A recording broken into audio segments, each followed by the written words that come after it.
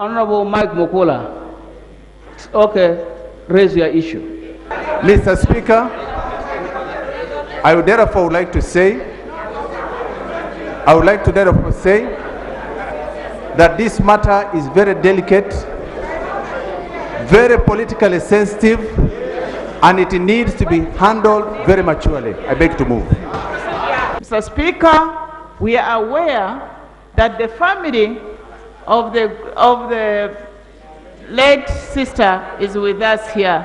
It should be, Right Honourable Speaker, on record that as we concluded on this decision, the members of the family of the late Cerinah are in agreement, consulted, and in total, and it should be put on record, Mr. Speaker. The Speaker's information is wider in the House than any other member here. The family has been duly consulted.